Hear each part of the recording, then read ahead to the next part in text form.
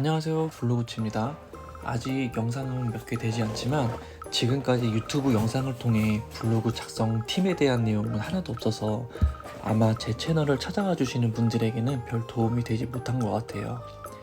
제가 팁을 잘 못 드리는 이유는 누차 말씀드리지만 저도 초보 블로거이고 딱히 뭐 팁이나 노하우랄 것도 특별히 없어서 전달을 안 하는 게 아니라 못한다는 점 양해 부탁드려요.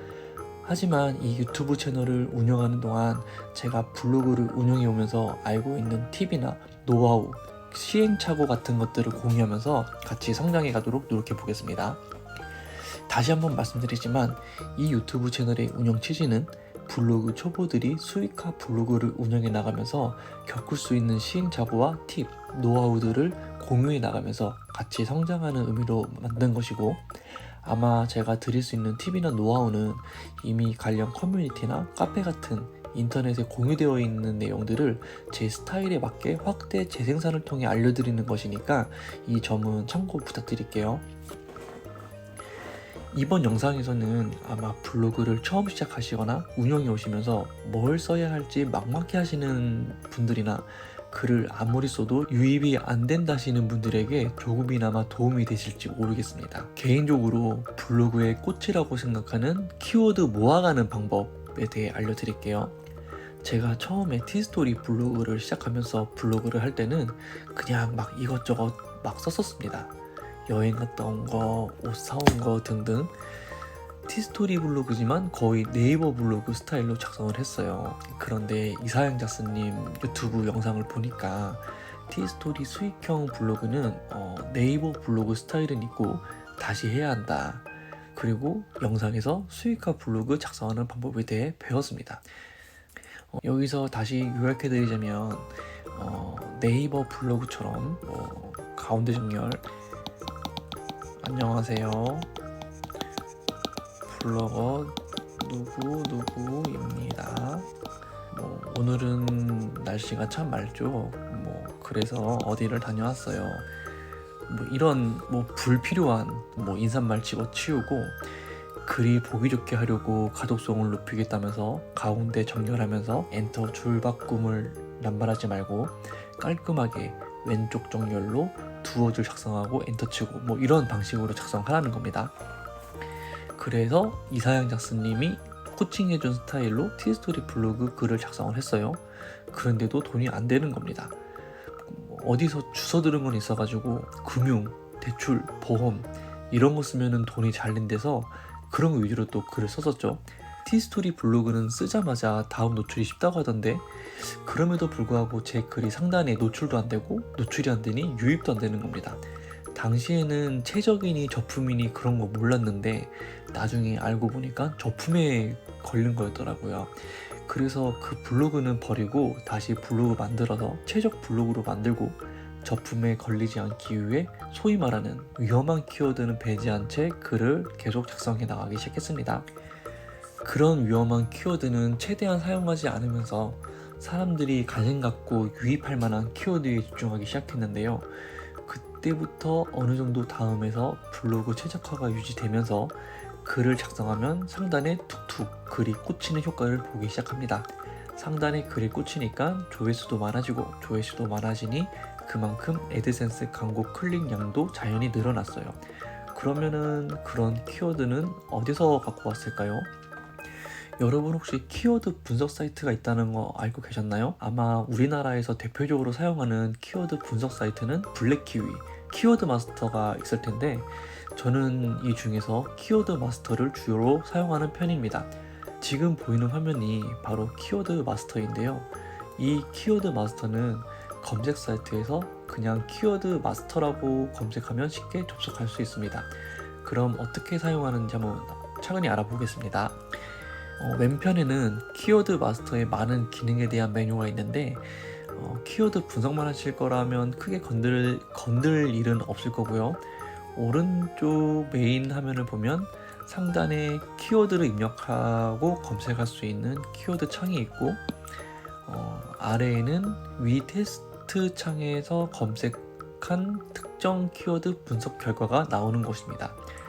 예를 들어 키워드 하나를 검색을 해볼게요. 예를 들어 경기도 이천에 있는 테르메덴이라는 워터파크를 검색했습니다. 아래 보시면 PC 검색량, 모바일 검색량, 총 조회수, 문서수, 비율, 블로그 순위 이렇게 나오죠. 뭔가 복잡해 보이지만 어렵지 않습니다. 하나하나 차근히 한번 살펴볼게요. 좌측에 이 키워드는 아까 검색한 키워드 보이고요. PC 검색량과 모바일 검색량은 네이버 기준으로 최근 30일 동안 네이버에서 사람들이 해당 키워드로 PC, 모바일 각각 검색한 양입니다. 그 옆에 총 조회수는 검색량과 모바일 검색량의 수를 합한 거고요. 이 문서 수는 인터넷상에서 해당 키워드로 작성된 문서의 총 수를 말합니다. 자, 여기서 잠깐만 생각해 볼게요. 내가 검색한 키워드의 월간 검색량이 총 10,000건인데 문서 수가 10건밖에 안 된다면 문서 수는 없는데 해당 키워드에 대해 궁금해하고 검색하는 사람이 월등히 많아서 검색 사이트에서 내 글이 노출될 확률이 높겠죠. 반대로 검색량은 10건 뿐인데 문서 수가 10,000건이라면 노출 확률이 그만큼 확 줄어들 것입니다. 그래서 바로 옆에 나오는 비율값에서 그것을 쉽게 알 수 있습니다. 비율은 문서 수를 총 조회수로 나눈 값인데 이게 1보다 낮으면 문서 수가 조회수보다 낮다는 뜻입니다. 저는 일상생활 속에서 사람들이 궁금해할 만한 것이거나 저나 제 가족이 평소 인터넷 검색 사이트에서 검색했던 것들을 키워드 마스터에서 수시로 돌려보거든요.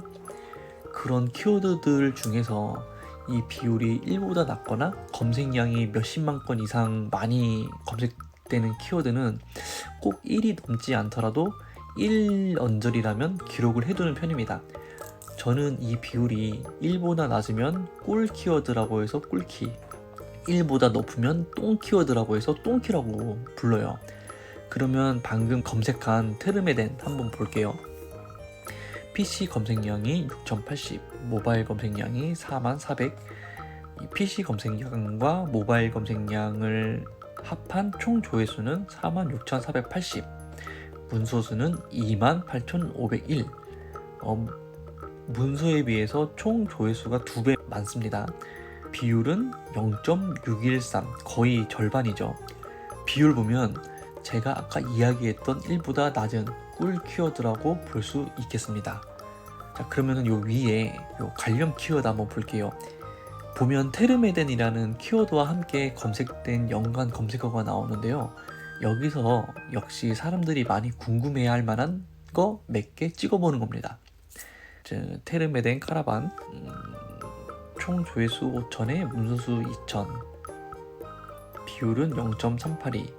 조회수가 문서수보다 월등히 많네요. 꿀 키워드. 자, 다음 테르메덴 숙소, 조회수 2,000에 문서수 2,000.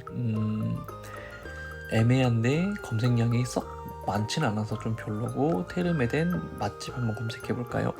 테르메덴 맛집이 총 조회수 930에 문서수 8,030, 8,300개, 비율이 거의 9의 수렴하기 때문에 왕똥키. 이런 식으로 해서 비율 1 미만의 키워드는 계속 모아가는 겁니다. 그러면은 제가 모아놓은 키워드 한번 보겠습니다. 제가 모아둔 키워드들을 이렇게 엑셀에다가 이렇게 정리를 해 넣었는데요. 여기 옆에 아까 보시면은 키워드 마스터랑 좀 비슷하다는 것을 좀 알 수 있을 거예요. 여기에는 제가 모아놨던 키워드들, 그리고 이 검색량은 PC와 모바일 총 검색량, 이것은 인터넷에 있는 문서수, 그리고 이 비율은 검색량과 문서수에 대한 비율. 검색량, 문서수를 검색량에 나눈 수겠죠. 그래서 이렇게 키워드를 이렇게 쭉 모아놓고 이 중에 내가 쓸만한 것들을 계절, 그때 상황에 맞게 골라서 쓰는 겁니다. 이렇게 키워드들을 물론 블로그를 할 때 키워드뿐만 아니라 해당 키워드에 대한 단가를 통해 돈이 되는지 안 되는지 같은 것도 분석을 해야 되는데, 이제 막 수익화 블로그를 시작하는 초보 블로거 분들에게는 일단 좋은 키워드 수집을 통해 유입량을 늘리는 글쓰기로 많은 데이터가 쌓이는 것이 중요하다고 생각을 해요.